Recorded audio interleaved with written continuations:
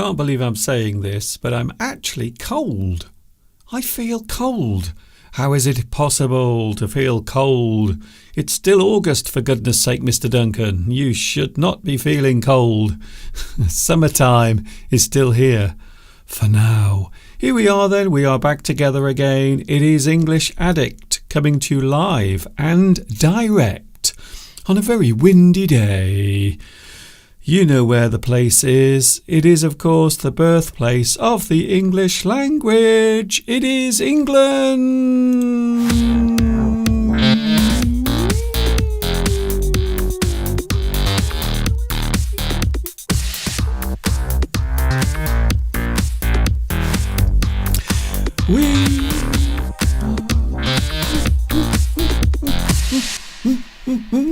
We are back together, everyone.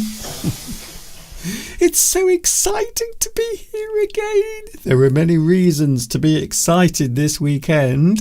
I have to be honest with you, I'm very excited.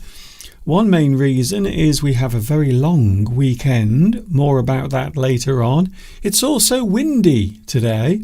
I've decided to stay in the house, all safe, even though I don't feel very warm. I don't know what's happened. The temperature here in the UK seems to have dropped very suddenly. Also, I don't know if I have a cold coming on. Maybe I have a fever of some sort coming on, or maybe it is just a little bit of my hay fever still around, because my nose feels very sensitive today. I don't know why that is. Hi everybody, this is Mr. Duncan in England. How are you today? Are you okay? I hope so. Are you feeling happy? I hope you are feeling good today, because I am feeling okay. I had a very nice sleep last night, even though it was very windy. It is still windy right now, and it is causing a lot of problems around this area. More about that later on. My name is Duncan. I talk about English. I am an English addict. I love the English language very much, and I have a feeling maybe you are an English addict as well. It is nice to see you back here, and we are all here together again. I feel excited today, and I will tell you why. I will put it up on the screen. It is this weekend. We have a public holiday on Monday, so everyone will be having an extra day off this weekend. I'm not sure why we are having a public holiday next Monday, but it is a very long weekend. I'm happy. Mr. Steve is also very happy because he can have a nice rest. Even though at the moment he is outside in the garden working, he doesn't have to. Now, what about you? What do you normally do if you have a very short holiday? So maybe you have an extra day in the week. Maybe you have a long weekend like us here in England. So this weekend we have a very long weekend because it is a public holiday on Monday.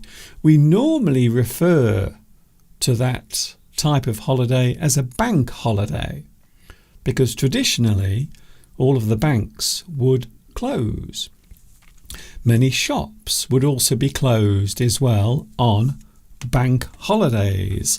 So on Monday, many people will not be working, including Mr. Steve. By the way, it is tomorrow, for those wondering. Bank Holiday Monday is tomorrow, and I have to say, I feel very excited about it because it is a long weekend. Maybe, we're not sure yet, so this is not official, but perhaps tomorrow we might do a live stream. We are going out somewhere tomorrow, and we will try to do a live stream if it is possible, because there might be some bad weather, or maybe we can't get a signal for the phone. So we will see what happens as we have our lovely long weekend. Some people like to take it easy. If you take it easy, it means you are relaxing. You are pleasing yourself. You are taking a rest. Some people, of course, don't like to do that. I can name one person right now who is not very good at relaxing, and that is this guy. Mr. Steve is coming up at around about 2:30. He will be here in the studio. We have lots of things to talk about today, by the way. How much do you love your pet? If you have a pet, maybe a dog or a cat, how much do you love it? And is it possible to go too far with your animal? If you are very close, if you have a very strong connection with your animal, with your pet, is it possible to go too far? There is a story that caught my eye during the week concerning a very, very famous person and their dog. All of that coming up later on as well. What else are we talking about today? Oh yes, songwriters. Over the years, there have been many beautiful songs, many lovely pieces of music that have been written by certain people. And we will be talking about that a little bit later on as well. So much to get through, to be honest with you. Thank you for joining us today. I hope you are having a good Sunday. And we have the live chat as well. I wonder who was first on the live chat. Let's have a look, shall we? Oh, very interesting. We have a change this week. Beatrice. Hello, Beatrice. I know you have had a very busy week meeting your friends. And guess what? You are also first on today's live chat.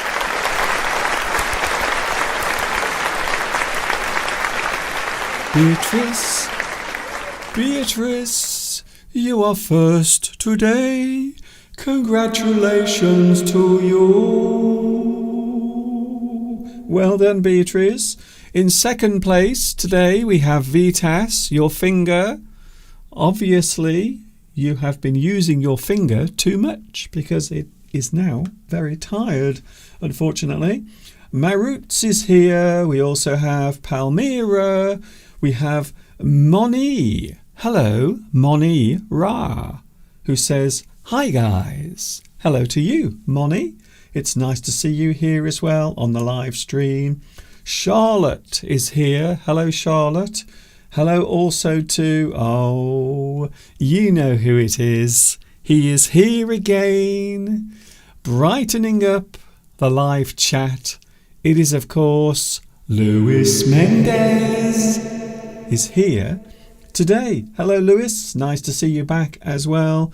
We also have Poway Alam. Hello to you as well. Franco Ferrari. Can you see what I've done down here? Because you know Mr. Steve loves cars. So what I've done here, I've actually put a photograph, well it is in fact a drawing, of a car, a sports car, just for Mr. Steve, because of course we all know that Steve loves cars. He likes cars very much. Who else is here today? We also have Inarki. Hello, Inarki. Nice to see you back as well. Claudia. Hello, Claudia. What's cooking, Claudia? What have you got in the pot? What's cooking, Claudia? Is it something spicy and hot? Is it something salty or not? Oh, Claudia, what is in the pot today? What are you cooking? Please let us know. Who else is here? BK. I have no idea what those two initials stand for or what they mean. Hello also Lily. Lily. I used to know someone called Lily in China. I wonder if you are the same one. I don't know. I'm not sure. I don't know. I can't see you, you see. That's the reason why. Zudzika! Goodness me. It's very busy today on the live chat already. Hello, Zudzika. Rosa. Pedro Belmont is here as well. Hello, Pedro. Rosa. Oh my goodness. I have a feeling it is going to be a very busy live stream today. I have a feeling all over my body. It is like a lovely tingle. Do you ever get that feeling? Do you ever get the feeling of tingling? Tingle. If you tingle, it means you feel excited. Maybe you are excited about a certain thing happening. For example, this weekend I have a lovely tingle because it is a long weekend. I get to spend an extra day with Mr. Steve. Am I lucky? I'm very lucky. I think so. Hello, Rosa, who says the cat that adopted me because he appeared here wants to sleep very early and he will wait for me to go to bed. I know out there a lot of you have animals as pets. Some people have cats. Some people have dogs. Some people have very unusual pets. We have a friend who has spiders and snakes. He keeps them as pets. Is that weird? Is that strange? Or shall we just say that all of these things help to make the world go around and around? Isn't that lovely? Pramod Sangal is here. Hello, Pramod. Nice to see you here as well. Subhan Shah is here as well. Hello. It's nice to see you here. Can I say a special hello to India? Because this week I have had a lot of people subscribing to my YouTube channel from India, also from Vietnam and Italy. Isn't that strange? So we've had lots and lots of new subscribers joining this week. So can I say welcome to all of my new subscribers who have joined my English channel. Don't forget, there are video lessons. There is also the live stream that you are watching now. So there is always something for you to watch. Faribors is here as well. Hello, Faribors. It's nice to see you here as well. Nutan. Hello, Nutan Kumari, who says, Mr. Duncan, guess what? I am a new subscriber. Welcome. And it is a pleasure to have you here on my little YouTube channel. It's not a big one. I'm not a big celebrity like Mr. Beast.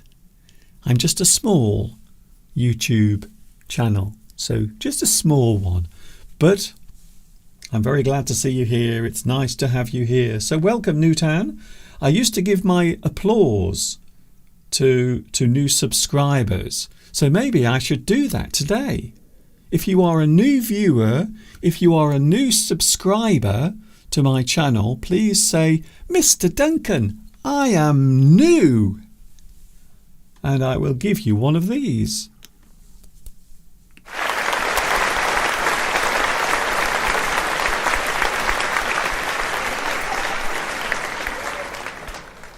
Pasang is here as well. Hello to you. I am Pasang. It's nice to see you here. Don't be shy. Give it a try. Chat. We are all very friendly here on Mr. Duncan's English Addict channel. We have Mr. Steve coming very soon. I will give you another mention of Mr. Steve. Here he is. He will be with us in a few moments from now. In around about 10 minutes, Mr. Steve will be with us. would you like to see an interesting English phrase? Because, of course, the reason why I do this is to help you with your English. So here is a very interesting English phrase. Are you ready? An English phrase just for you to help you improve your English through and through. Today's English phrase is put two and two together. It is a very interesting phrase that we often use when a person comes to a conclusion. You realize something. Maybe you have been watching something and in your mind you have been thinking about it. To come to a conclusion based on clues or things observed. So things you have seen, things you have observed. We can say in English that you put two and two together. For example, in a sentence we can say, I have put two and two together and I know they are dating. So in this situation, maybe you have been watching a couple of people, maybe in the office. Maybe you've been observing two of your work colleagues and you've noticed that they always leave and arrive together for work. You might put two and two together. It means you are coming to a conclusion because you've been watching something or observing something very carefully. I have put two and two together. Of course, it is possible to do that and come to the wrong conclusion. So sometimes people will come to the wrong conclusion. They will jump to conclusions. They will think they know something when they don't. So it is possible sometimes to put two and two together, but you can be wrong. You might be incorrect. Something you have seen, you might actually get the wrong conclusion because of it. So you do have to be careful. If you are ever going to put two and two together, you have to make sure you are correct before you say anything. Don't say anything until you are sure. A lot of people think these days many news outlets or maybe people on social media quite often will put two and two together. They will jump to conclusions. Sometimes it can get you in a lot of trouble as well. So if you are ever feeling like coming to a conclusion or guessing something, be careful before you put two and two together, because sometimes you can be wrong. So there it was. I think that's a good phrase, to be honest. And we do often use it, especially when we are spreading gossip. We are spreading stories. We might decide to put two and two together. But be careful, be very careful if you are doing that, because you can come to the wrong conclusion. By the way, if you want live captions, there are captions under this video. So don't forget, you can click the button and you can have live captions. Isn't it amazing? I love modern technology, I have to say. I really do like it very much. It is a windy day here in the UK. Let's have a look outside the window and you will see it is a windy day today. We don't have much sunshine. I think it's actually cold today. And I've just checked the temperature. So the temperature today here in the UK is only 15 Celsius, which is quite cool.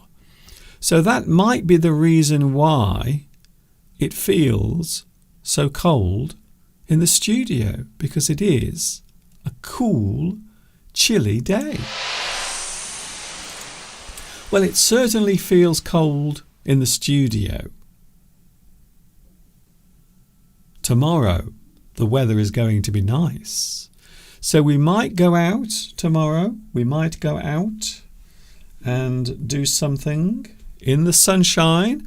Of course, the only problem is during public holidays, everyone decides to go out and do something. So that is the main problem. If you go out to a place on a bank holiday or a public holiday, quite often you will find many other people are there as well. And to be honest with you, not a lot of people like being amongst other people, especially when there are too many people. Large crowds of people might go somewhere.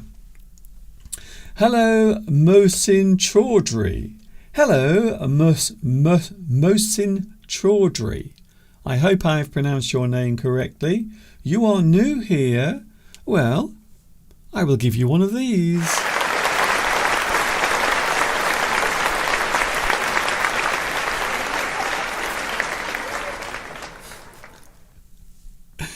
If you've never seen Mr. Steve before, if you've never seen him,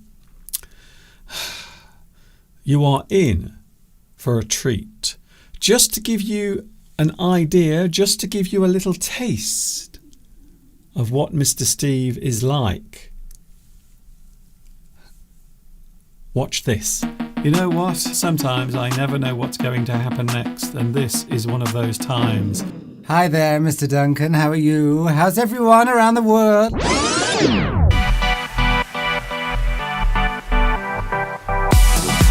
Are you cool, man? Are you cool? Dig those tunes, Mr. Duncan. Dig those tunes. How you digging? How's life? How you digging? How's life?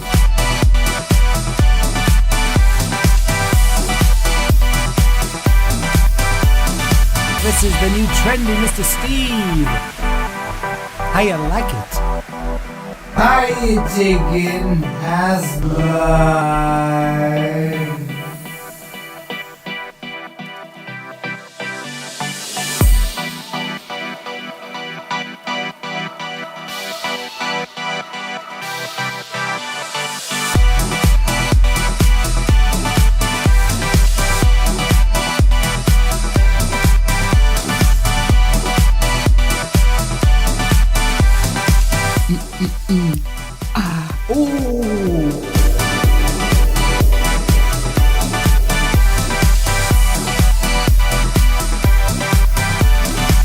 I'm into all the social medias, Mr. Duncan, the TikToks. I'm on all those, the Facebooks, the TikToks.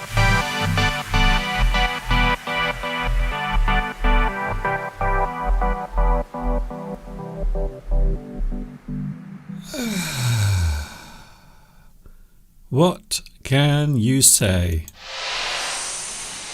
I mean, really, what can you say to that? So Mr. Steve will be with us in a few moments from now. Thank you very much for your lovely company today. Who else is here? Maurizio is here. Hello, Maurizio. I know a lot of people normally. I know lots of you will join the live stream at around about 2:30. In fact, I have a feeling that there might be a lot of Mr. Steve fans out there as well. So we will see what happens. Today, our main subject today is humour. Jokes, humour, things connected to that type of thing. Let's be honest. Can I be honest with you?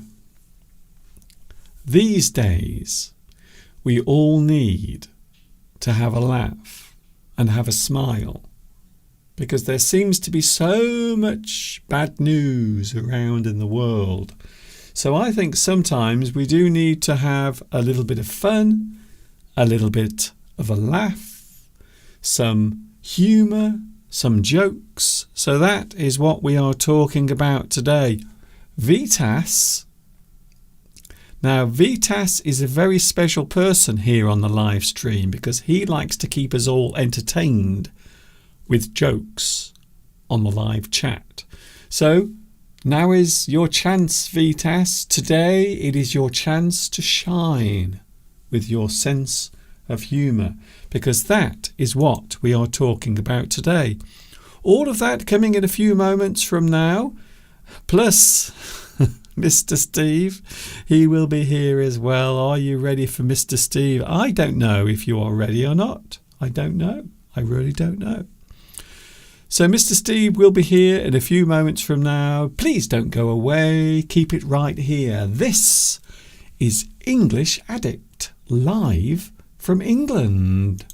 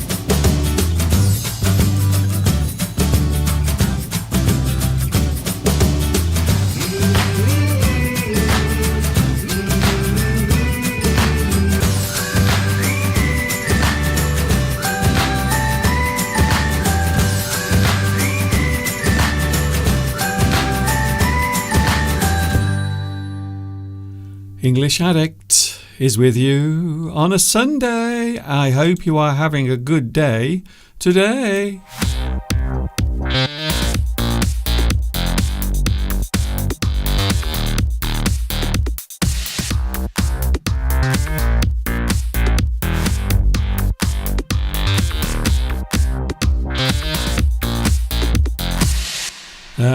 Here we are then. It's that moment of time again.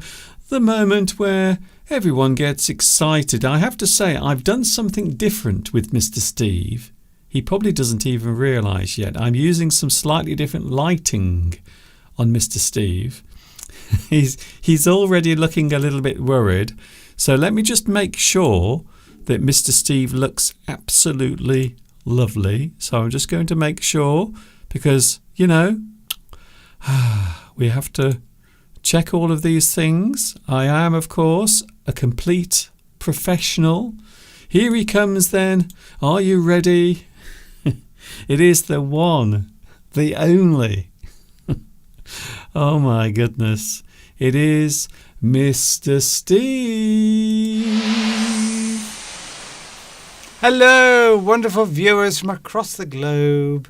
Welcome from myself. Mr. Duncan has already welcomed you. I'm welcoming you again because it's Sunday, and I'm always here on a Sunday with Mr. Duncan to as a sort of a sidekick, a sort of assistant, if you will, in the world of English. That is Mr. Duncan's English. So what do you think, Steve? What do you think of the moody lighting? Well, I don't know because I can't see myself. I'm hoping I don't look the colour of the paint that I've been using on my wheelbarrow to prevent it getting rusty, which is green. Just look Steve, just look at the monitor. I don't know. It doesn't work for me. Please tell me, lovely viewers, do I look a funny colour, or has Mr. Duncan adjusted the lighting in a way that is not flattering? Well, it's actually different I want the lighting to be flattering. Okay, Steve. To take the years away. Okay, Steve. What we have to make sure today is we have to be succinct and to the point. I believe that is. Well, get on with it. I am. All right now. So I'm going to join Mr. Steve on the screen. There he is. Look, there's Mr. Steve and there's me. So I quite like the lighting today on Mr. Steve. It's very subtle. And I'm using different lights. That's the reason why. So it looks a little bit more natural, if you will. Same to me. Well, I'm joking, Mr. Duncan. I'm joking. Okay. Less about the lighting and more about the show. Yes, okay, then let's get on with it then. Mr. Steve, we have a lot to talk about today. We're going to talk about animals, pets. How much do you love your animal? Is it possible, Steve, to become too in love with your pet? Are you asking me now, or is that a question to be posed for later? No, we're asking it now. Oh, right. Okay. Well, I think you can. I don't know what you mean by too in love. Well, too obsessed. Well, you could, I presume, you could get so obsessed with your pet, your dog, or whatever, that you neglect the human companions around you, your partner, your wife, your husband. Maybe you get more love from your pet than you do from your partner. In which case, maybe if you give to your pet, you get love back. Whereas if you cook meals, take people in the car, maybe you're not getting much love back from your partner, and therefore you are seeking it in your dog or your cat or your horse or whatever it is that you have. I'm often suspicious of that, but I don't know. Maybe that's a possibility because, you know, dogs in particular give love, don't they? Well, we often say that animals give love unconditionally. Unconditionally. Yes, unconditional Whereas love. Humans often want something in return for that love. They think, well, I'm giving all this, I want something back. Whereas, you know, dogs don't think like that. And I do know relationships. I know people in relationships where, you know, if they want something out of that relationship, they've got to buy presents and gifts and all sorts of things. Yeah, the relationships are all different. They're not all necessarily based on love. And if they are, sometimes people want something in return for that. Anyway, talking of which, is it possible to go too far with the love of your pet? Now, in this case, we are talking about dogs. Now, last week, the well-known French actor Alain Delon passed away. In his will, he requested that his dog his pet dog, his beloved dog, be buried with him. There is just one problem with that. The dog was still alive. And there is Alain Delon's dog called Lubo. Isn't that what a lovely dog? It looks slightly crazy. If now, maybe it's just the photograph. Maybe it's just the moment when that photograph was taken. But the dog does look slightly crazy. So that is Alain Delon's dog. What he wanted was the dog to be buried with him in his will. That was his wish, which meant, this is really awkward, by the way, very awkward. That meant the dog would have to be put to sleep to be buried with Alain Delon. Have they done that? Can I just say, for those worried, they've decided not to do that for various reasons. Many people were slightly outraged. But it is possible. So this is what I mean by is it possible to be too in love? Is it possible to be too obsessed with your pet, where you actually want it with you even after you leave this world?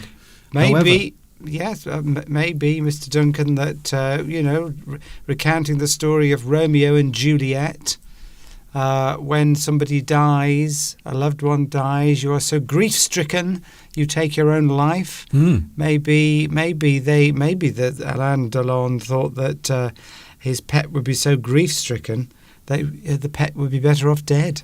Yeah. Well, were they going to be buried or cremated? Well, I think they were going to be buried. I think, but that was his will. You know what wills are like. So before a person gets too old, they will often make a list of things that they want to happen after they die.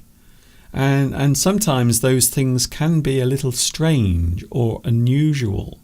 Maybe a person might want to be buried in a certain place or with a certain thing that they're holding on to.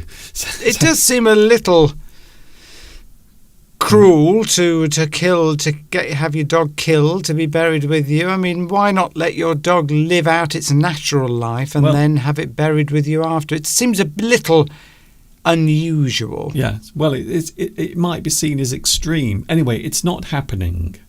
The family have said that we will carry out all of the wishes, but we are not going to put the dog to sleep so it can spend eternity with its owner. Apparently, according to the live chat, Lubo was adopted by a friend of his. So that is what is happening to the dog. Instead of it going into the coffin, not by choice, it is actually going to be adopted instead. So I would say that maybe in that situation, Steve, the story does have a bittersweet ending. Yeah, because the dog will soon get over the death of its owner. In fact, it's probably got over it within 24 hours. I don't think dogs really... I mean, yes, they're loyal to their owners, but how long do they mourn? I mean, we've heard of dogs, sitting by the body of their dead owner. We've heard of that before, but I mean, I'm sure they will get over it quite quickly. I think so. By the way, we've got some new people on who are wondering what this channel is. Alok Pranav Singh is asking, is this a lecture? What is it? I will try to explain. Go on. This is English Addict. It is a live stream on my YouTube channel. What I do is I talk about English subjects. If you are learning English, it is a good place to come and practice your listening. You can also chat as well with other people who are learning English also. It is everything. And the best part about this, Mr. Steve, is it is live right now at 2:44 on a Sunday afternoon, the 25th of August. We are coming towards the end of August already, Mr. Steve. Can you believe it? I know, it'll soon be autumn, the leaves will be falling, and we will be battening down the hatches for winter, which is a phrase you use to say preparing, battening down the hatches. Well, that's normally for a violent storm. That's what you should do with your boat if there is a storm coming, batten down the hatches. So prepare yourself for bad weather, which always comes in the winter. Anyway, it's a bit early for that because we're still in August, and it does feel like autumn here, though. It's very strange. It's been a very strange summer. But anyway, Dr. Dakad is also, I think, new, maybe, Dr. Dakad. Mr. Duncan, I'm sorry, I wish I could have time on your live lesson. Maybe you have time, maybe you've got to go. Well, you can always watch it later. These are all always available later, as are Mr. Duncan's non-live lessons, his actual proper lessons, I might say. Recorded lessons. Recorded lessons. Loads of those available. So, go and have a look at Mr. Duncan's channel and have a look at those as well. Good. Do I remember, says, where are we? Pedro. Do I remember the Something of the World where I used to do something, what was it called, Pedro? You said something, I can't remember what it's called now. Anyway, carry on, I can't remember what you said now. Good, Steve. We'll save that for later. We'll replay that bit later. That's probably Landmarks of the World. Okay. Don't remember that. I think we used to do that, didn't we? We used to start the live stream and I was in a different country and we used to talk about it. Steve, we did it twice. Yes. We did it just twice. Oh, well done for remembering, Pedro. I'd forgotten. Yes. We did it just twice, and Mr. Steve was standing in front of a famous monument or a famous city. So it was actually projected onto a green screen. So we did that about 5 years ago. I have to say, we might do it again because it would appear that Pedro is very excited. He's got a very good memory about it. Anyway, Steve, we've got to move on because we have so much to talk about. We're looking at laughter, smiles, jokes, things that are humorous coming later on. This weekend, Mr. Steve, we were talking about the weather a few moments ago. This weekend, there was supposed to be a big event taking place in this area. It was an event that's held every year. The local hot air balloon festival is taking place this weekend, Mr. Steve. The only problem is, how can I put it? It is too windy to fly hot air balloons this weekend. So everyone is going to the fair to see all of these lovely balloons taking off and flying high in the sky. The only problem is they can't do it because it's too windy. So because of the strong winds. Now, I didn't know this, Steve, but you can't fly a hot air balloon if it's windy. It's actually incredibly dangerous because the pressure of the air can cause the balloon to go off course, but also it can actually cause the balloon to collapse as well. And you don't want that, to be honest. You don't want to be crashing into power lines because you can't control your balloon. No. It's all right. I presume it's all right if you're very high up. It's quite advantageous, but these are sort of leisure balloons. You're not going to go too far up in terms of height. You're going to stick to fairly low heights. Well, apparently there are height restrictions. Hot air balloons are not allowed to fly above a certain level. Right. For two reasons. One, because it's unsafe, because there might be aeroplanes and all sorts of other things flying around. And also, the hot air balloon doesn't perform in the same way once you get to a certain altitude. So you do have to be very careful. I have never been in a hot air balloon. And guess what? I'm never going to do it. It seems like one of the things that I would never do because they always look so fragile. What do you think? Yes, you've got to want to do it. There's too many videos on YouTube about balloons crashing, plummeting to the ground, full of people. Every year there's a story, but of course that is, what is your risk appetite? It must be quite exciting. What are the chances of the balloon crashing? Probably very low. Probably you've got a greater risk of driving to the event where the hot air balloon is than you have actually going up in the hot air balloon. I think they're reasonably safe. I don't know if I'd want to do it. I don't think I would. I don't think I would. No. There are many things I wouldn't go in. Anything that leaves the ground. But they're nice to watch because... Oh, okay, Steve, I'm still talking. I thought you'd finished. Helicopters. That's another thing. I would never go up in a helicopter. No, something we've often discussed is that if you become rich and famous, or rich, maybe you've got a very successful business or something like that, and you decide that you're going to get yourself a helicopter or even a small private aeroplane. Lots of successful rich people die, don't they? Because they engage in somewhat risky pastimes, because they're risk takers anyway. People that are successful in business like taking risks, and so they will learn to fly, buy a helicopter, that sort of thing. So I think they often expose themselves to more risk when they become...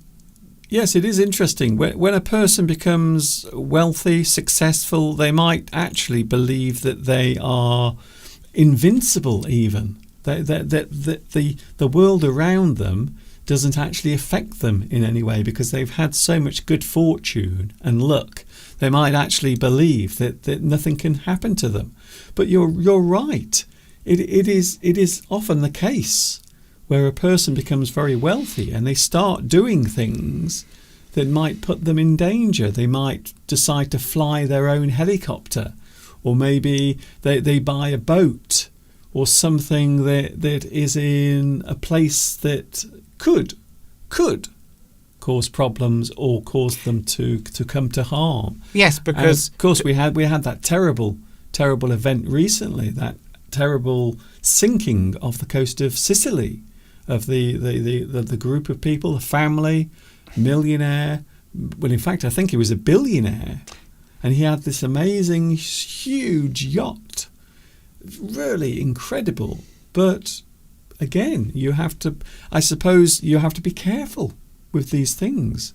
But I think if you become successful, Steve, sometimes you forget that. You forget that the laws of physics and the laws of nature somehow don't exist, but they do.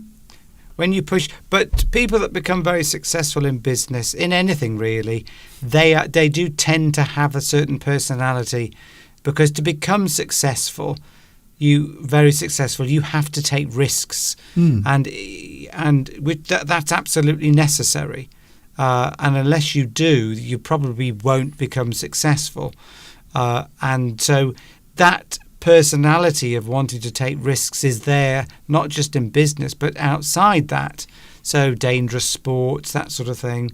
So, we need people to be successful. We need successful businesses, and we need those people that've got those personalities. But sometimes it gets them into trouble. Absolutely tragic, that boat sinking. What was the name of the chap? I can't remember now. Go on. I can't remember. Okay, Mike Lynch. Mike Lynch, yes. I mean, absolutely tragic. He just, successful businessman. He just spent 15 years fighting a court battle. Steve. And, Steve. Yeah, I know, but I'm just saying it was absolutely tragic. That's it. Let's just keep that. But I mean, it's just so bizarre, because the lawyer that defended him was on the boat and died. He died. And Mike Lynch's partner in England died in a separate accident 2 days before. Yes. It's just bizarre coincidences. That is there's nothing funny happening, but it's just very bizarre coincidences have happened there. That's it. Nothing funny happening, okay, everyone?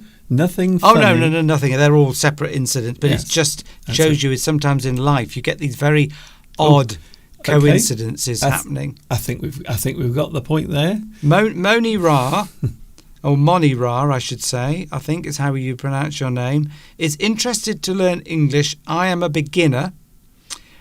If you're probably new to this channel, if you are, welcome.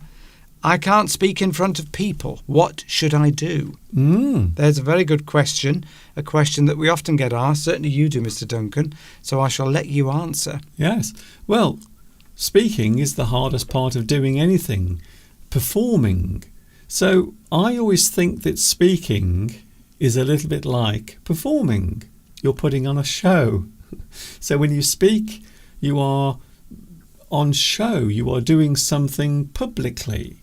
Even if you're just speaking to one person or maybe a stranger in the street, there is always a certain amount of pressure to do it well. However, there are ways of improving your spoken English.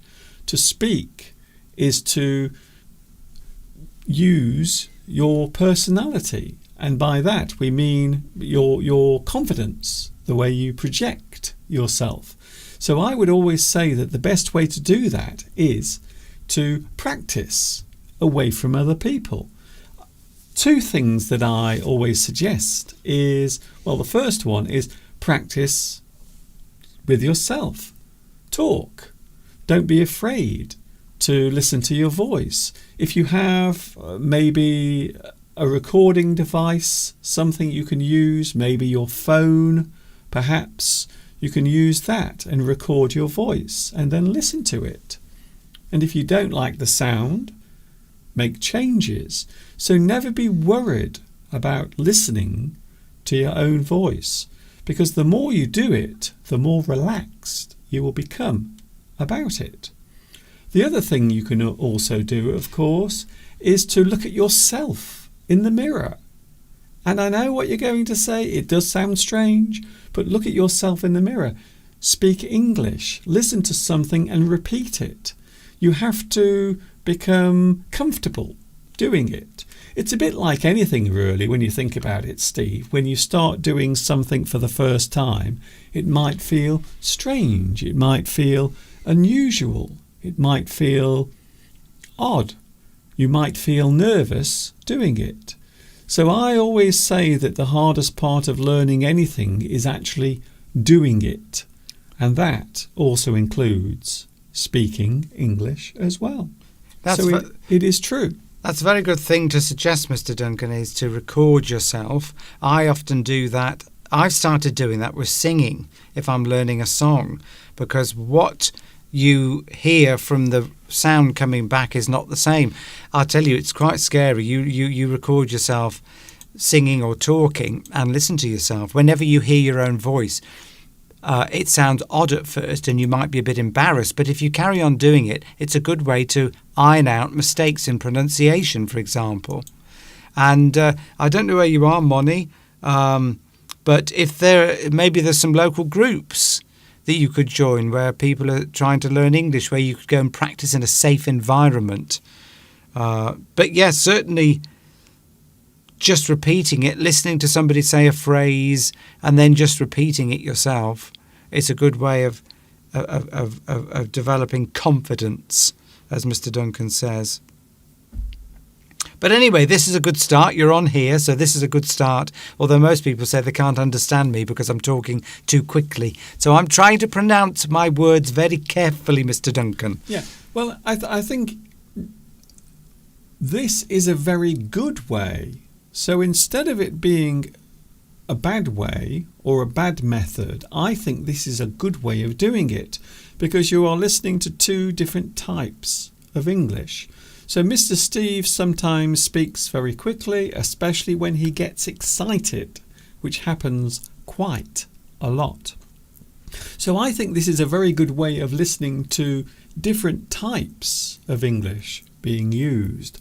So I speak slower, sometimes very clearly, because that's my job.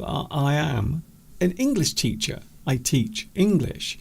So sometimes you do have to slow down. Mr. Steve is not an English teacher. However, he joins us because it's a very good way of listening to natural and spontaneous conversation, because we don't plan any of this. Nothing we do here is planned in any way. So everything we do is spontaneous. We have no idea what is going to happen next. Anything could happen, which I think is the reason why many people tune in, to be honest, Mr. Steve. And we have lots of people on the chat, regular viewers like Claudia, for example, giving advice to Moni. So thanks for that. And this is what's great about the community that you formed on here, Mr. Duncan, is that because we get a lot of regular viewers, they're always very encouraging to new people when they come on, giving people advice, confidence, just a bit of support, which is great. By the way, Palmyra fell out of a balloon and injured her hand when the basket was landing. And Palmyra said, "I won't go in one again." No. There is just something that looks dangerous about hot air balloons. They just look so fragile. It's got that potential. Yes. Well, an aeroplane, I always feel okay in an aeroplane. Aeroplanes are great. They very rarely go wrong. Especially big aeroplanes, large aeroplanes. They are very robust and strong. And they rarely go wrong, to be honest. So I don't feel too worried about that. But certainly things like helicopters and hot air balloons, I always feel a little bit nervous, even when I see one. And we get many, don't we, Steve, going over the house. So because we live very close to an airbase, there are many, many helicopters quite often coming and going over the house. So sometimes I do think, I wonder what would happen if something went wrong. Hopefully it will not crash into the house. Dr. Dakad, am I pronouncing your name correctly? Is it Dakad? Please tell me if that's correct. How do I pronounce this word? Y-A-C-H-T. The word is yacht. Yacht. Yacht. A yacht. Yacht. The word, I'll say it again, I'll get nice and close to the microphone. Yacht. And there it is. Which is a sailing vessel with sails. A boat with sails. Yes, it was a yacht that tragically sunk in Sicily this week. I presume that's why you're asking that. But Monira is also new. We have lots of new people on today. Welcome, Monira. If you've got a question to do with English, we often say if you've got any questions, please ask us. And sometimes we get questions about our personal life, which isn't what we mean. Although we are willing to answer them and often do. So feel free. If there is one thing I've realised, doing this for many, many years, and when I say many years, I mean almost 18 years here on YouTube. I've been doing this. I know it's crazy. 2006, I started doing this whilst in China, and I'm still here now doing it. But one of the things I realised very quickly is when you become, I don't want to say famous because I'm not famous. I don't think I'm famous. I never have. But one of the things you realise, Steve, is people will observe you. They will start to look closely at you. They will analyse everything you do. There may be something you wear, maybe something you do with your body, maybe a certain part of your body people might become fascinated by. Don't say anything. Do not say anything on the live chat. You know what I'm on about. We're getting lots of questions. Jimmy from Hong Kong, hi Jimmy, has asked about the meaning of the word realm. He's put some poetry, I think, on there. And there's a phrase here, the light, the paths to realms where. So he's asking what the word realms mean. We often talk about realms to mean a period of time, or a period of time during a certain situation or state. We often talk about kings and queens having their realm. So that is the period of time in which they are in power, or they have that particular position. So we often mean a period of time during which something is occurring. You might also talk about a period of stability as well, where something is happening, a realm. So it is an interesting word, but we often use it when we're talking about royalty, or maybe a period of time. So, for example, Queen Elizabeth II, who passed away nearly 2 years ago. Can you believe it already? It's nearly 2 years since she passed away. So we talk about her realm, her period of time when she was in power, or she was holding that position from a certain point to another point. That is the realm. Yes, it can also encompass, like you can have the realm of darkness, where it's a period of time when something happens, or it could even refer to a place, a realm, an area, a period of time when something happens. You can often hear the phrase a realm of darkness, or it's when something's happening over a period of time. It is normally something temporal. So when we say temporal, we mean it is over time. And as I said, it's quite often used when we talk about the royal family, the king or queen, their period of time when they are in power, the moment where they have that power as well. It can be an area. You could have the realm of the gods, couldn't you? Which is, you could be talking about Greek gods or Roman gods, their realm, where they exist, where something happens in a particular place. So yeah, it's often used in old poetry. The path to realms, yes. So the light. What I think that the light, the path to realms. I don't think you put all quite the correct words in there, but it's suggesting that there is a place to go to, a realm where something is happening, where there might be something going on in that particular place, in that particular time. So it's the road to that place, that realm, that existence. Of course, the thing with poetry, it is often subjective as well. So one thing can mean another thing to another person. But yes, generally speaking, it is time, or as Steve said, maybe a place where those things are happening as well, the realm of something. This is the realm of English, you could say. you could say that. In fact, I think you just did. Isn't that lovely? Nitram is here. I thought realm doesn't appear... here we go. More like an area of interest or activity, yes, but we often talk about the realm over a period of time. So I know everyone's going to be pedantic now, but we often talk about realm also over a period of time. The realm of the king, the realm, or their reign, of course. We can talk about the period when they were in power. So you can talk about the reign of a monarch or the realm of a monarch. So over a period of time, or a place, activity, something that is self-contained with some sort of activity. Hence the poem that we just had. So there you go. Yes, the realm of darkness is an area where it's dark all the time, for example. Yeah. It could be something to do with vampires. But yes, it does have several meanings.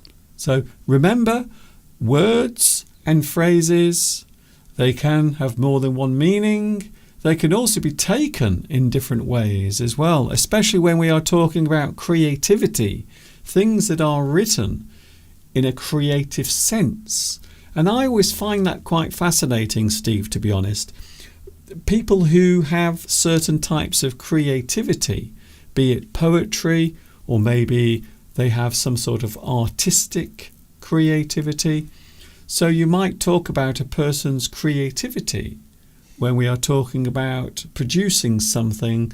And I think Jimmy was actually writing out a full poem on the live chat. Now I've missed it now, unfortunately, because I think it was a few minutes ago. But I will try to look at it again and I will try to read it. I might not have time to do it today, but just in case I can, I will. That is a promise. Hello, Rosa. Rosa is going, by the way, now, Mr. Steve. Hi, Rosa. Have a lovely week. And we are very excited today, aren't we, Mr. Steve? Can you guess why we are excited? Well, I will tell you anyway. It is a public holiday this weekend. We have an extra long one. Yes, tomorrow is a bank holiday Monday. It's a public holiday. I'm not quite sure why. Somebody did ask earlier what is special about the August bank holiday. I don't know. We always have one in August at around this time. I don't know what's special about it. I don't know its origins. We should know. It's funny, you have these often when you live in the country and things happen when you have holidays, you often don't know why.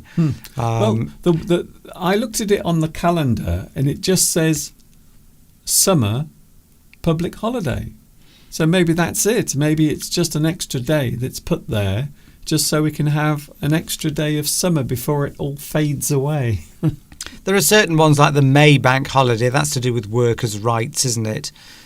We've discussed that one before, but I'm not sure why we've got one in August. But I'm not going to complain because I've got a day off work tomorrow, which is lovely. Yeah, and we are thinking of going somewhere. We might even do a live stream if it is possible.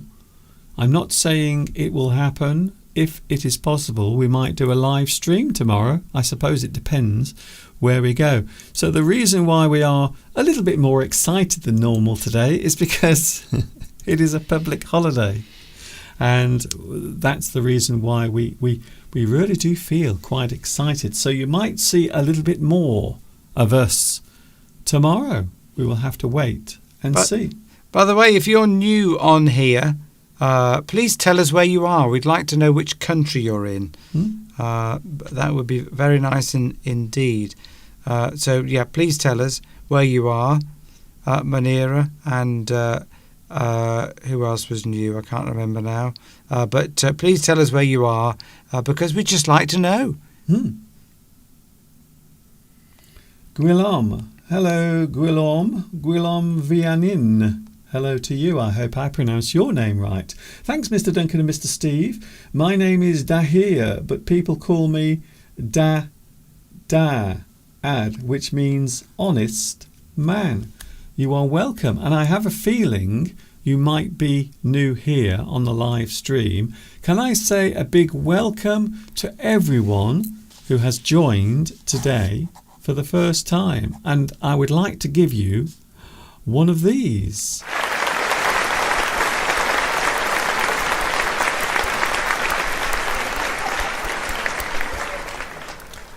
Thank you for joining us today. Thank you for having the confidence to join in on the live chat. Are you really a doctor, Dahir? We want to know, are you a doctor? Because I've got some conditions I'd like to show you for a diagnosis. I'm joking. I suppose it depends what type of doctor. I've got a rash, you see. I need somebody to look at it. I'm not sure if anyone is ready to see any parts of Mr. Steve's body, to be honest with you. We are talking about a particular subject. There is too much doom and gloom around. Sometimes we need to cheer ourselves up. Sometimes we need to smile, to have a joke, to have a laugh. We are looking at humour and lots of things that we can do to make other people laugh. So we are talking about jokes and humour today. That is our main subject. Hello, Vidi Vaidya or Vadia.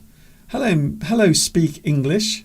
Hello, I can speak and understand English. However, I sometimes find it difficult speaking on topics because if I don't prepare, especially in meetings, how does it come naturally? What one book can help me? Can I just say, if you are talking about a certain subject, then it is always going to be important, even if you can speak English or not. It is always important to have some knowledge about the thing you are talking about before you begin. So I don't think this is just about learning languages. I think this is just about any situation where you might have to talk about a certain thing. When we talk about meetings, and Mr. Steve will know all about this because in his job he has lots of meetings. So when we talk about meetings, I think you are talking about situations where you might have to talk about a certain thing with other people. So that is something that can happen in many situations, especially in work. And I think if that is happening, then you must have some understanding or some idea, maybe something written down, maybe some notes. You might notice Mr. Steve likes to write down his notes on a piece of paper just to make sure that he knows what he's saying, or maybe something he wants to say later. So that is my advice. The advice is, if you are going to talk about something, make sure that you understand the subject. So we are not just talking about language, we are also talking about the knowledge of that thing you are talking about at any moment. Yes, that's it, Mr. Duncan. It could be an issue of vocabulary, because if you're learning a new language, then you will over time naturally build up your vocabulary, but in the beginning you won't. So if you've already spoken about a particular subject in another language, in this case English, then you will have looked up those words beforehand. So I think, yes, I mean, if I was to talk about a subject in English that I hadn't spoken about before, I'd want to do some preparation anyway. Research for myself. But if you're doing it in another language, then you will obviously lack a certain vocabulary because it's not your natural language, so it will be even more difficult. So, yeah, I think the more times you discuss different topics in another language, you're building up your vocabulary. So it's probably just over time you've just got to be patient and build up your vocabulary, and then it'll become easier and easier. I think that's what it is, isn't it, Mr. Duncan? It is probably a case of vocabulary. Well, this is what I always say. This is what I always say. Learning isn't just one thing. When you learn something, you don't just learn one thing. Learning something involves many things. English is the same. So there is not just one thing. There isn't just one part of English. English is a combination of many things. And all of those things come together to create that ability or that skill of speaking. Just as you would learn your own language, or when you learnt it as a child, it would be the same method. So it's as simple as that, really, to be honest with you. Vocabulary. See, even English people have problems saying certain words sometimes. Your tongue vocabulary is a difficult word to say. I find it difficult to say. It's a bit like nuclear. I'm all right with nuclear. Some people say nuclear. So that there's another word that can often be mispronounced. Sometimes I find your actions in your live stream are similar to Benny Hill, the English comedian. You and Mr. Steve always rock. Thank you, Faribors. I'm not sure which one of us is similar to Benny Hill, it must be Mr. Steve. It must be. I think so. Now, can I just say, Mr. Steve did that. I didn't. Mr. Steve was slapping his own head there.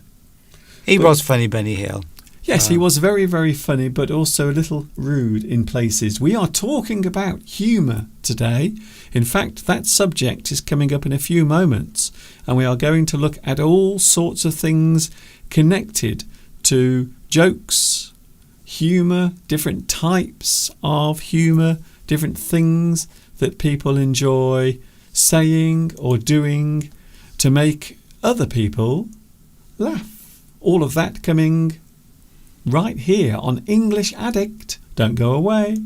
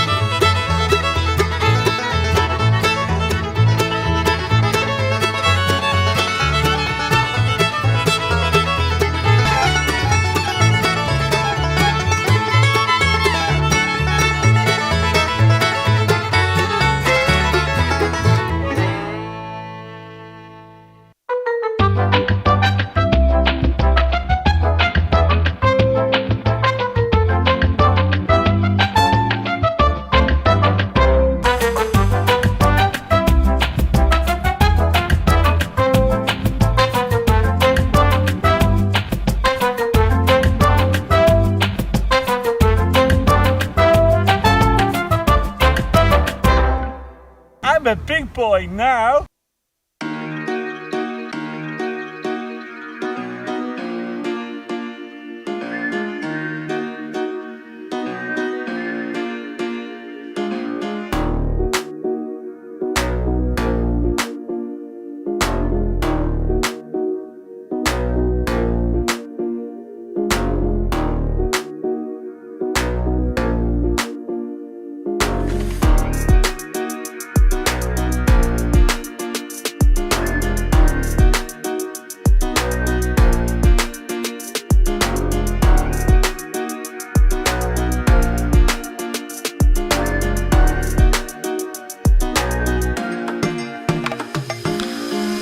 We are with you live today. It's very nice to have your company. English Addict is with you. It is myself, and also, of course, he is here as well, Mr. Steve. Mr. Steve. Hello. Hello, Mr. Steve. It's so nice to have you here with us. Nisa asked me, what am I writing down on my notebook? Because my notebook must have been visible. I've now put it down so that you can't see. Actually, what I do is I often write things down from the live stream, because the live stream is constantly moving and eventually it goes off the top of the iPad, and it's difficult to find. If somebody makes a comment that I might want to mention later on, I have to make little notes. By the way, have you had your tea and biscuits yet, Nisa? Because I remembered earlier that you, there you are in India, it's late at night and you're waiting for your tea and biscuits. Is this something which you do regularly? It sounds very nice. We're going for our tea and biscuits later, aren't we, Mr. Duncan, after this live stream? Except we won't be having biscuits, we'll be having homemade hot crust bun cake, which I made yesterday. Yes. I don't know how I controlled myself yesterday. I wanted to eat all of it. So I still don't know how I managed not to eat all of that delicious cake that Mr. Steve made.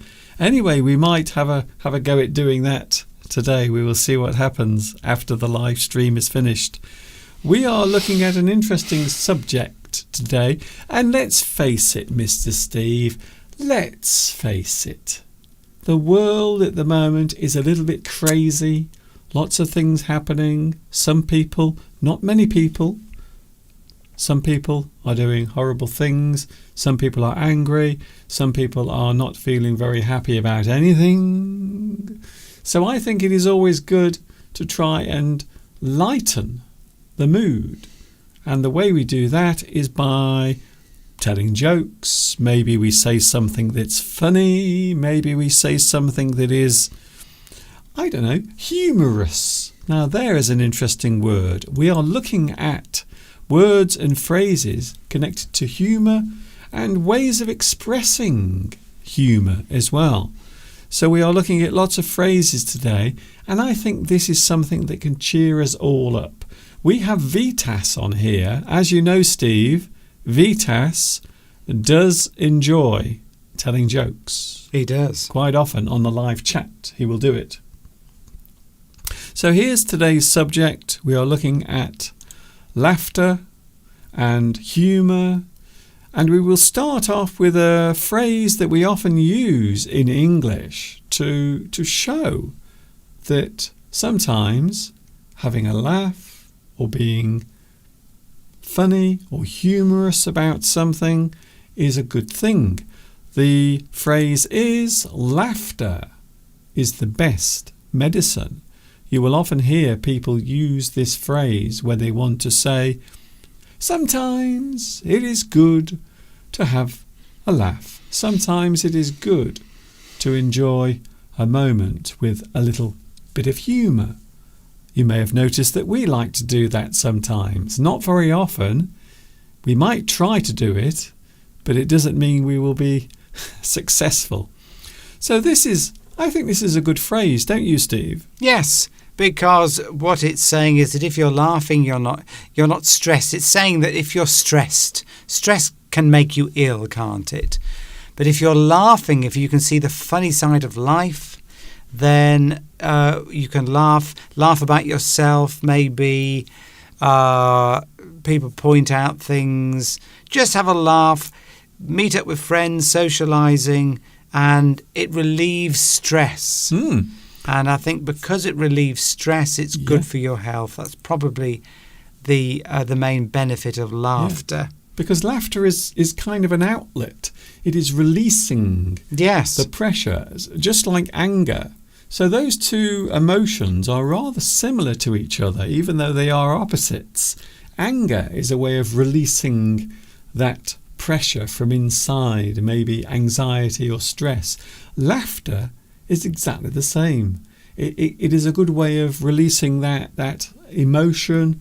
Even if you are laughing and having a good time, it is still releasing the emotions. And I think also it's very good for your system, your brain and your body, because you are releasing endorphins and it's making you feel happy. Normally when you laugh, quite often afterwards you feel much better. Dr. Dakhad, or Dahir, says that they've been following you for a long time on YouTube, but this is the first time that they've been live. Oh. So great, thank you for that. And we've got somebody else new on as well. Chiron Guis, live chess openings, apertures, Adedres from Mexico City. That's a very long name you have on there. Can we shorten that to something? Chiragui. But yes, learnt a lot with your lesson, so good. Thank you for that. Watching in Mexico. Hello, Mexico. Mexico City. I do have a lot of people watching in Mexico, and I always feel as if we don't mention Mexico enough, but we do have a lot of people watching in all across South America. So laughter is the best medicine. It can literally make you feel better and even healthier. Isn't that incredible? Here's a phrase that we sometimes use, Steve. We've got to move on because we are also talking about our subject now. Sorry about that. No, move on. Here's another phrase. We often say, you've got to laugh. Normally in moments where You are talking about something serious and maybe a person makes a joke. And I think sometimes it is healthy to see the funny side of something. So even something maybe serious, or maybe a moment where people are not very happy, maybe a person wants to make a joke. They want to cheer everyone up. And we often say, you've got to laugh. So that is not telling you that you must do it. That is just saying sometimes it's the only way to cope with certain situations. You've got to laugh. You've got to see the funny side of something. And I think that's what we do, Steve. We are very good quite often at seeing the funny side of things. Maybe another person's misfortune, but quite often our own as well. We will often have a little laugh about it, maybe later on afterwards. I think you've got to be able to laugh at yourself sometimes, because we all do silly things, and if you can't laugh, if you take yourself too seriously, then I think that causes a bit of stress. By the way, who are your favourite comedians, says Nitram? Oh. Well, I used to like Les Dawson, Seinfeld. I like that series. We both like that one. And Family Guy. I like Family Guy. They're not really comedians. They're not really comedians, are they? Well, who's the person behind Family Guy? Seth MacFarlane. Seth MacFarlane. Yes, he's funny. Not really into stand-up. Les Dawson was one of my favourites. My favourite comedians, I have to say, I do like Ricky Gervais. He's very funny. Probably one of the most famous comedians in the world at the moment. And another comedian that I like, and I know Mr. Steve does not like, is a guy called Stuart Lee, who he's a very interesting character because he's been around for many, many years, since the early 1990s. He had a TV show with his partner and a comedy partner, and they used to actually perform together. But now he does solo comedy routines, and his comedy, his style of comedy is very unusual, because quite often during his act he will use the audience almost against themselves.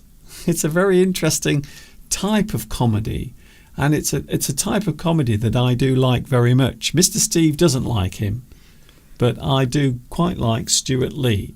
So look him up on the internet. There are lots of clips of Stuart Lee on YouTube as well, so you might find those. So that is the answer to our question. Mr. Steve likes classic comedy, and I like some of the modern comedians as well, even some of the rude ones. Ooh.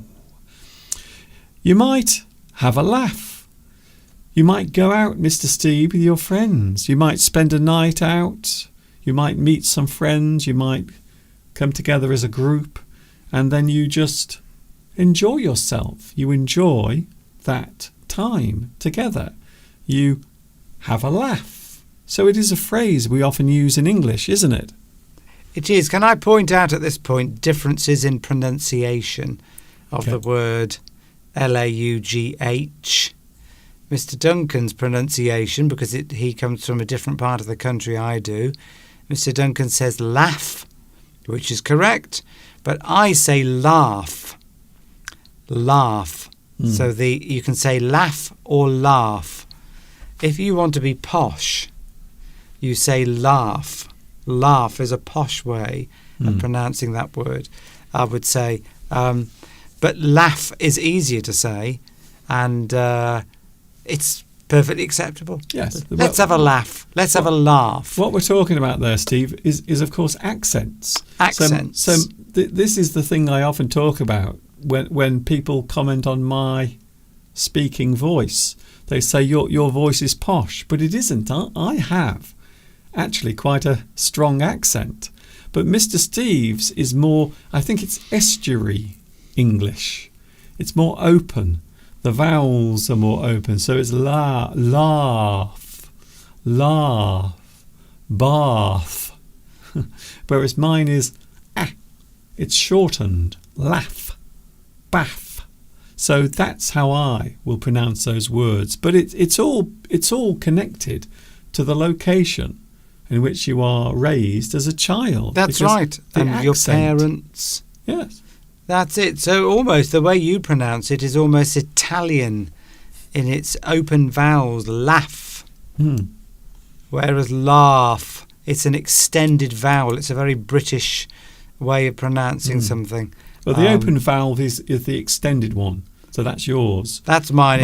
Mine is actually clipped, if anything. That's it, which is more sort of Italian. So you should be able to learn Italian quite well. Whereas Italian people often have problems pronouncing English because the vowels are often extended, whereas they're not in Italian, and vice versa. English people often have trouble learning Italian pronunciation because we're not used to short vowels. A, E, I, O, U.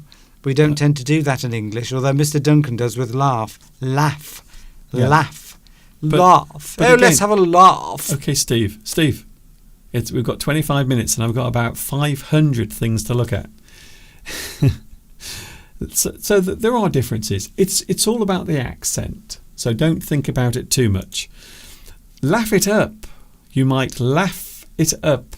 It means you are making the most of that funny moment. You laugh it up. It means you are finding the opportunity. You are choosing that moment, and when you find it, you enjoy it. You laugh it up. You're enjoying that joyous moment because it makes you feel quite good. You laugh it up. Here are some types of laughter, Mr. Steve. This is one I love. Giggle. So I love this word because it's a nice word to say, but giggle is the sound. You might call it childish laughter, but I think anyone can giggle.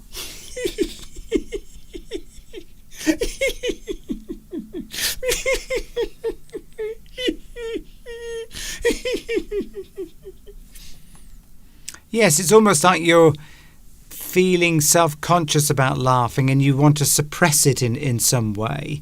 So maybe a child is embarrassed about laughing and is wanting to suppress it. A giggle to me is like a suppressed laugh. It's almost, you're a bit embarrassed about you don't want to laugh, so you try to suppress the sound a bit.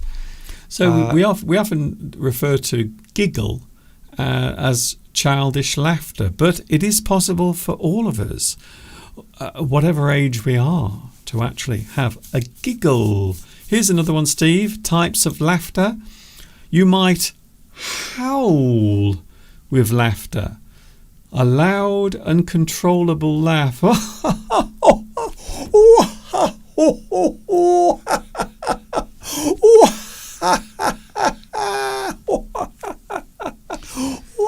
Yes, it's very loud. You can't control it.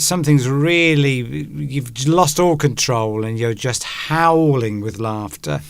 And it's to the extent that you will hurt. Because sometimes you can laugh, can't you? And it actually hurts because you're using all these abdominal muscles when you laugh very strongly. and it just becomes painful after a while. Sometimes, you can literally laugh till it becomes your whole body aches with the effort of laughing or laughing, as Mr. Duncan would say. A bit like this, really. Mr. Steve likes that. I haven't used that for ages. So it is possible to laugh and maybe even lose control of yourself when you are laughing. You howl. Maybe everyone can hear your laughter because you are laughing so much. You are laughing out loud. You howl with laughter. Here's another one. We have so many to look at, by the way. I don't think I can do all these today, unfortunately. Raucous. Now, there's an interesting word. I bet you have never seen this word before. Not you, Mr. Steve, but maybe the viewer out there. Maybe you've never seen this word. Raucous. It's a great word, quite often referring to something that is rowdy, unruly, or unrestrained. It can also be quite annoying as well. Raucous laughter. Yes, it can often mean as well, it's usually a crowd of people, isn't it? Yes. And they're laughing in almost an aggressive way. They're being... rowdy. Yeah, the laughter is not suppressed in any way. It's loud. It could almost become dangerous. It's totally uncontrolled laughter amongst people who, I don't know what to say there. Raucous. It just means you're creating a disturbance. Yes. Well, a disturbance is being. For example, here's an example. You're in a restaurant with your loved one, and you're going out for a quiet evening, and there's a table not far from you with 20 people on, and they're all getting slightly drunk, and they start laughing all the time, and that laughter becomes very loud and boisterous, and it's starting to have an impact on your enjoyment of your meal at that restaurant. You could describe that as raucous laughter. It's they have no concern for other people, the effect they're having. That's raucous, uncontrolled. That's it. The words underneath, you see, rowdy, unruly, and unrestrained. That's it. So a person almost forgets that there are other people there. And we've all been in that situation. Maybe you've been to a very nice restaurant, or you've stayed somewhere, maybe a holiday resort, and there is always a group of people who have to be raucous. It's a great word. Beatrice says that is a new word. Here's another one, Steve. Can I just mention something quickly? Okay, Steve. We've caused laughter on the live stream, or you have, Mr. Duncan. Nitram says that he's quoting what you said. We have 500 things to look at. But Mr. Duncan said that this isn't planned and it's all spontaneous.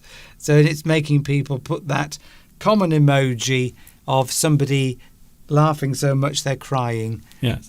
Which I'm sure Mr. Duncan will come to. But yeah, no, what Mr. Duncan meant is he doesn't tell me about it. We don't plan this. We don't plan it. Mr. Duncan plans subjects. Yes, of course. But I don't know. I don't know what Mr. Duncan's going to talk about. Yeah. He tells me sometimes just as I'm sitting down. Yeah, okay, Steve. But yeah, I'm just explaining. But it's just it's nice that we're making people laugh. Yes. Probably the other thing to point out is I spend hours and hours designing all of this. So everything you see on the screen, I've normally created this from nothing. And it takes me many, many hours. So if we can't get through all of these, I will be slightly annoyed as well. Here's another one, Steve. Another word that may be new. Guffaw. Guffaw is also unrestrained laughter, but maybe not annoying, just unrestrained. Guffaw. Something that you laugh at. And maybe you suddenly...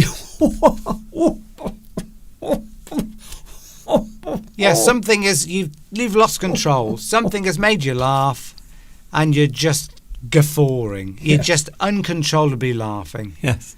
And people are probably laughing at the fact that you're laughing. You're probably crying as well. Quite likely. Inaki, can I just answer a quick question? No, that's fine, Steve. Which is we to can do do with another hour. It's to do with the subject.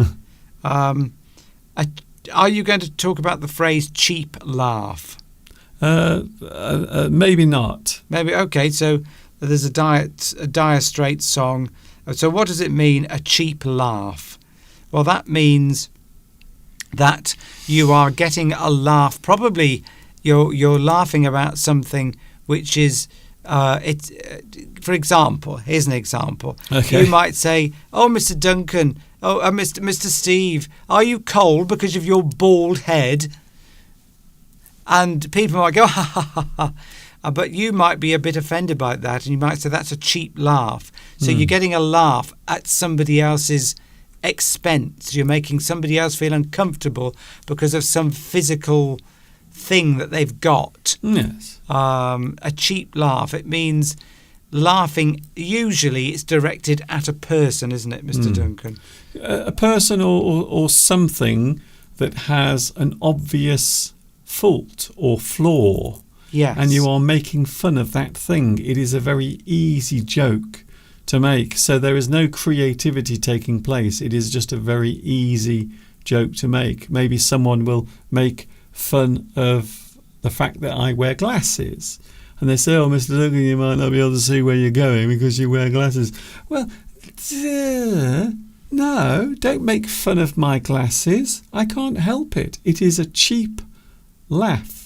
Because you are making fun of a person for something that they can't control. Yes, exactly. And I often get that with being bald. People are often always doing it. I mean, I don't really mind, but it's a cheap. They get a cheap laugh at a group of people.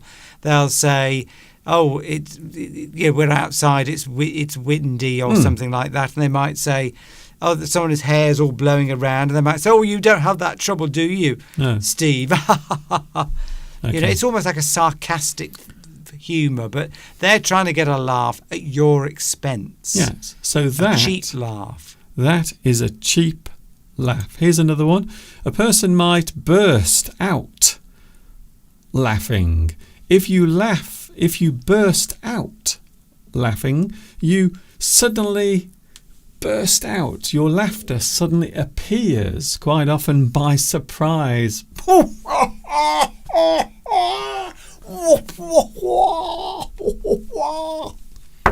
Burst out laughing. It's probably not that. If someone does that, there is a good chance they might be possessed. Sudden, unexpected laughter. Something's just made somebody laugh, and they burst out laughing. You burst out laughing. Isn't laughter infectious, though? Because when one person starts laughing, it often makes other people laugh. It does. Laughter is infectious. A bit like diseases and viruses. Here's another one, Steve. Now this is the title of today's live stream. Laugh your socks off. Mr. Steve, you might laugh your socks off. Not literally. This, of course, is figurative. This is an idiom or maybe a metaphor. You are laughing so much. You have uncontrollable laughter. You can't stop laughing. It is almost hurting. You laugh your socks off. My boss bent over and split his trousers, and I laughed my socks off. I really did wonder what you were going to say then. So, uncontrollable laughter, you laugh your socks off. Like that. That's what you do when you laugh your socks off. You can't stop. You're laughing so much, it's almost painful. Here we go, sense of humour. So now we are looking at phrases that concern the actual way in which we see things as funny. A person might have a sense of humour, things that make a person laugh. Your sense of humour are the things around you that might cause you or make you laugh. And we all have our own individual sense of humour. We all have things. Maybe something that Mr. Steve laughs at might not be the same thing that I laugh at. Although, to be honest, Steve and myself, we do have very similar sense of humour, don't we? Yes, it just that phrase just implies that you have the ability to see humour and to laugh at it. There are different categories. You can have lots of different categories of humour. You could have a dark sense of humour where you laugh at things maybe to do with death or subjects that are maybe out of the realms of what most people would talk about. Oh, I've used the word realm, Mr. Duncan. Or the area that people wouldn't talk about. You could have a dark sense. You could have a sarcastic sense of humour. Yes, we might look at these later, by the way. Oh, right, okay. Just something that makes you laugh. Yes. Do you have the ability? Do you have a sense? I mean, often it's used. Somebody, you might make a joke about somebody, for example. Maybe someone was wearing a stripy shirt, and you might say to somebody, "Oh, why have you come out in your pajamas?" I see. You might make a laugh, and they might take it very seriously. And, "Oh, what do you mean? What's wrong with my shirt?" And you might say, "Well, oh, come on, don't you have a sense of humour? Yeah. Can't you just have a laugh?" But that is the problem, isn't it? With jokes, one person's sense of humour might not be the same as another person's sense of humour, which is where you can get types of conflict. Here we go, Mr. Steve. This is the sort of thing I like. Oh, some blue humour, blue jokes, dirty jokes, dirty jokes. A bit like Benny Hill. We mentioned Benny Hill earlier, didn't we, Steve? Yes. So Benny Hill was a comedian, and some of his humour was a little bit rude and naughty. Blue humour. So we often describe humour or jokes that might be a little rude. They might have some naughty words. Some rude or offensive words are contained in the jokes. And I suppose whilst we're talking about blue humour, we will also talk about dark humour. In fact, you touched on this a few moments ago, talking about things or making jokes about things that might be serious. So jokes referring to unhappy or sad things. You are making fun, you are making a joke about something that other people might take seriously. So as you said, you might make a joke. This is something we do in English, in England. British humour, we often make jokes about death, people dying. We will often make jokes. We will make light of that particular thing. Palmyra refers to this. She just said laughter can be a reaction to horrible events. It can be, because it's almost like self-defense. It's almost like you're protecting yourself. Because if something horrible happens, maybe at a funeral, sometimes people will laugh if something happens, because people want the relief of humour. Yes. To take the stress out of a horrible event. And sometimes we've been to watch people perform quite serious plays, or they've been singing serious songs. Or they haven't been doing it very well. But yet something makes you laugh. And sometimes you do laugh in inappropriate moments, because somebody's doing something in a way that is probably shouldn't be done in a particular way. But yet certainly, you sometimes want to laugh at funerals, don't you? Yes. Because it's so sad. Yes. It's almost like you want to protect yourself by not facing up to the reality what you're of that horrible event. What you're talking about there, Steve, is inappropriate laughter or inappropriate humour. But dark humour, it's normally the subject is something that lots of people don't like to actually talk about or express. So it is an interesting phrase, I think. Here's another one. A person might be... Oh, wait there. I've jumped ahead. Here we go, Steve. Now, this is the word that people often use when they talk about my sense of humour or the way I behave on here.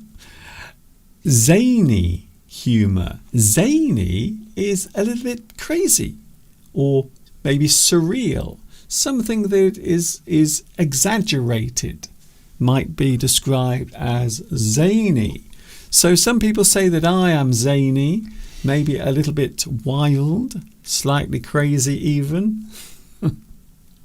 Zany means you're laughing at things that often other people don't. Yes, well it's crazy or surreal. Yes, So exactly. So some people might not see.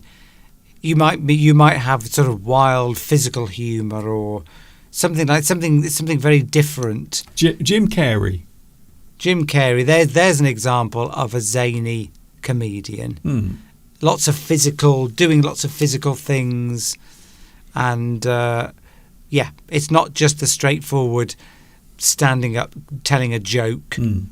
Scenario, that you would see with a lot of stand-up comedians. There's, a certain format often to that type of humour. Yes. But somebody like Jim Carrey, it's zany because they're often being very physical at the same time, doing things that average human beings in public would never do. Yes. Because they would make themselves look foolish or silly. So when we talk about zany, something it's wild, crazy, or even a little bit surreal. Of course, some people, Mr. Steve, don't have any humour. They have no sense of humour. They might even be described as humourless. A person who never laughs. We all know people like this, don't we? I'm sure you do, Steve, and I do. The people who never seem to even enjoy themselves. They seem to have no humour whatsoever. Or no sense of humour. You could say somebody's got no sense of humour. They're humourless. Humourless. I tried to have a joke with my new boss, but he's humourless. Or she's humourless. Some people don't like to joke. Some people don't like to laugh and joke because they don't see it as being serious enough. They see it as being trivial to have a laugh or a joke. Yes. And some people, we meet people like that in life, don't we?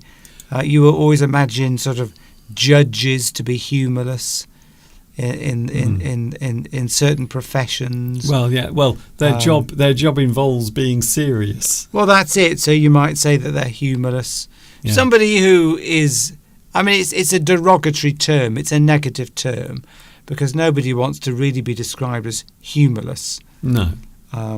Although I think sometimes people are afraid to enjoy themselves, or maybe they're afraid of losing control, because I think laughter is a type of reflex almost that you can't control, a little bit like sneezing. So laughter is very similar to sneezing. You can't control it. Sometimes you can't keep it in. So I think some people are actually afraid of laughing or having fun. Dry humour, Mr. Steve. British humour. I think British humour can be very dry, sarcastic, or maybe blunt. It is something that doesn't hide itself. Dry humour. Maybe a quip, or maybe a small comment that you make. Something dry. But not obviously a joke. It's often, yes, it's sometimes dry humour is said in a way that isn't indicating that it's humorous. Yes. It's said in your normal voice. It's a funny statement or a comment about something that is just said in your normal voice. So you wouldn't set it up as a joke, because if you're going to tell a joke, there's certain inflections in your voice and mannerisms that you would engage with. Whereas if you've got a dry sense of humour, you're just saying it like your normal speaking voice. Yes. And it's difficult because you need those signals, don't you? If someone's telling a joke, you need those obvious physical signals, those telltale signs that somebody is telling a joke. Yes. But if they don't do that, and they do it in a very measured, even way, like if you were just having conversation, then you just can describe that as a dry. They're still telling a joke, Yes. but it's called dry sense of humour. And that's the reason why I put sarcasm there, because people who are sarcastic are normally just talking as they normally would, but they are saying something really maybe rude or offensive. Yes. Anyway, we've got to move on, Steve. Sarcasm is often seen as poor humour, because it's taken them. It's it used to be described as very poor humour, but American humour very much relies on sarcasm, even more so than British humour. Well, they borrowed it from us. It's us. We did the dry humour, the subtle humour. It was us that started it. American humour is just imitating us. Anyway, Steve. Yeah, I'm just saying sarcasm is often a way of offending somebody without directly offending them, without actually. Yeah, it's anyway. Anyway, let's move on. As usual, Mr. Steve has left me with lots of time. That's sarcasm, by the way. See, there's dry humour, because actually it's the opposite. Witty, a person who is witty. Now, I like to think that I am witty. I like to think that I have a natural ability to be funny. Your mother used to always say that I'm witty.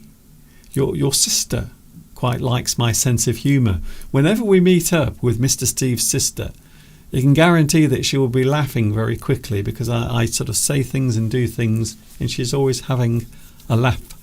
So a person who is witty can be described as humorous, funny, or naturally funny. Some people are, aren't they, Steve? Yes, some people are just naturally funny. Witty, yes, witty just means you're always sort of seeing the funny side of things. Yes. Or, well, you're able to make other people laugh. Yes. Yes. So the wit, the actual wit is the humour that you show or you convey that makes other people actually laugh. They find you witty, quite often naturally funny. Some people are naturally funny without even trying. Here we go. Types of jokes, Mr. Steve, before we end. Doctor jokes. So this is a type of joke, a very basic joke. A common basic structure for a joke is, of course, the doctor joke. So this basically is a person who goes into the doctor, they will say something, and then the doctor will say something in return that is a humorous response to the thing that the patient has complained about. I will give you an example. Here is the classic doctor joke coming up right now. Doctor, I feel like a pair of curtains. The doctor replies, oh, pull yourself together. See? That's one for Vitas. Yes. So, pull yourself together is what you do when you close the curtains. You pull the curtains together. But also we can use that phrase to mean a person who has to gain control of their emotions. Calm down. Pull yourself together. So we are using that phrase in one way and another way. Hence the humour that comes from it. Doctor, I feel like a pair of curtains. The doctor replies, oh, pull yourself together. He's saying, calm down. However, it also means closing the curtains. And that is why it is a joke. It is a joke. Another type of joke, Mr. Steve, before we finish. Oh, I think we can have some fun here. Steve, pun. Go on then. Oh, can you think of a pun? Not off the top of my head. Okay, I will show you one. Here we go. So a pun is a humorous use of a word. So a word is being used in a humorous way. Quite often, puns are not funny, but they are still kind of humorous. For example, what do you call a man with a shovel on his head? You call him Doug. That is a pun. Doug, of course, is the name of a male. Doug, often used as being short for Douglas. But also Doug is the past tense of dig. And of course, shovel is a type of tool that you use for digging. So that is why it is funny. Faribort says that there's a phrase, no pun intended. Sometimes you can say phrases and that phrase is an obvious pun, but you didn't mean it to be a pun, but it ends up being so, and you can say the phrase, whatever sentence you're saying to somebody, and then you end it with, oh, no pun intended. Just to what you're referring to is you didn't deliberately make that joke or that pun, which is a form of a joke. It just happened because the way that sentence that you said was constructed. Yes, you might break something. You might drop a glass vase on the floor, and then afterwards you might say, "Oh, I feel shattered after that," because you've just dropped the vase and it shattered on the ground. So you might say, oh, that gave me a shock. I feel shattered now. No pun intended. So I'm saying that I don't mean to make a joke. It just sounds as if I'm making a joke. So, yeah, it is interesting how humour can be used in so many different ways. Diana's got a good Doctor joke. Thank you, Diana. Doctor, everybody ignores me. The doctor says, next. Isn't that one of mine? I'm sure I used that in one of my English lessons. So there are many doctor jokes. There are many jokes that can be described as a pun. One last thing. Faribort mentioned the word satire.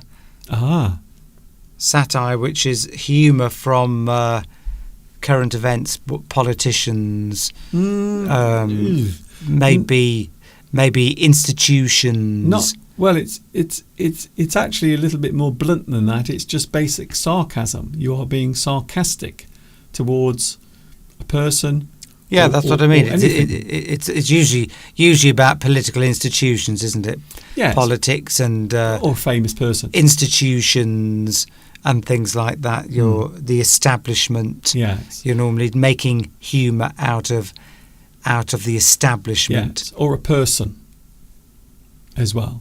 We can take the faults of a person and exaggerate them, and then you are making fun of that person in a certain way. Quite often politicians, but you are right, Steve, politicians and politics quite often are the subject of satire. The royal family, institutions, people that the legal profession, anything like that. We used to be very good at satire here in the UK. British satire used to be the best in the world. Nowadays we don't do it. Do you know why? Because everyone is so afraid of offending or upsetting someone. So you might say over the years, Steve, certain types of humour have almost vanished or almost disappeared because there are groups of people who go, I'm offended by that. Political correctness, of course, is prominent these days, and a lot of comedians are complaining that they cannot do their profession anymore because they keep getting complaints from people who maybe don't have much of a sense of humour and get easily offended. Yes. It's quite a problem these days to offend people if you make a joke. Snowflakes is the term Steve. They're often referred to as. Okay. But yeah, it's humour changes over time, goes out of fashion, comes back into fashion. At the moment, it's very difficult to make jokes about certain things, as we all know. Of course. Let's not forget that there are types of humour and jokes that are really offensive if you are referring to something that you can't control or you have no control over. So there is of course, we often call it the line that you cross. So imagine a line and you cross over that line. It means you've gone too far. Maybe that joke has gone too far. Oh my goodness. We've gone over. Cesar Moreno says, this live stream has been fantastic. It's my first time. We've had a lot of new people on today, so thank you for coming on. Thank you very much for your time. You cannot imagine the benefits you bring to people like me that want to improve his English. Thank you. Well, we're happy to be able to help you. Yes, and don't forget, guess what? We're doing this all over again. Different subjects, different conversations next Sunday. Every Sunday from 2 p.m. UK time is when we are here with you. So don't forget, you can catch us every Sunday.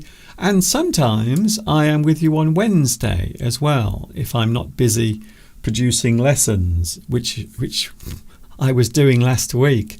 Last week I was so busy, by the way. I've done so much last week. I was doing my live stream last Sunday, then I did one on Wednesday, and I was also busy producing lessons as well, filming, writing, editing.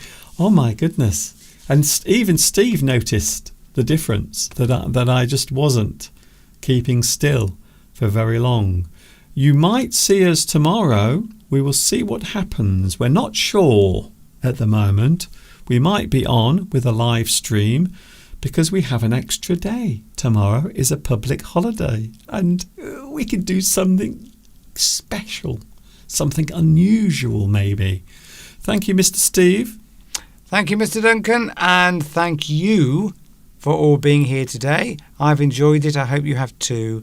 And have a laugh this week if you can, and see you all again on Sunday, if not before. Thank you very much. There he goes, Mr. Steve. So now you know who he is. For those who don't know who Mr. Steve is, now you have been well and truly acquainted with Mr. Steve. There is no doubt about it. It is almost time for us to go. I hope you've enjoyed today's live stream. It has been a very busy one. We've talked about all sorts of things. We've talked about dogs, famous film stars, hot air balloons, jokes, humour, the royal family and everything in between. Thank you very much for your company. I hope you've enjoyed today's live stream.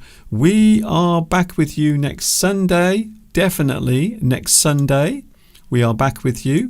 From 2 p.m. UK time is when we will be with you next week.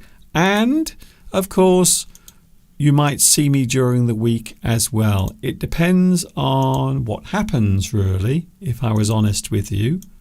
We will see what happens. Thank you very much for your company. Enjoy the rest of your Sunday and have a super duper week as well. This is Mr. Duncan, that's me by the way, saying thank you very much for watching. I hope you've enjoyed everything that has happened over the past 2 hours and 11 minutes. And you can watch it all again as well on YouTube. Later on, there will be captions for you to read as well. And of course, until the next time we meet here, you know what's coming next. Stay happy, keep that smile upon your face as you walk amongst the human race. And I will see you very, very soon. And of course,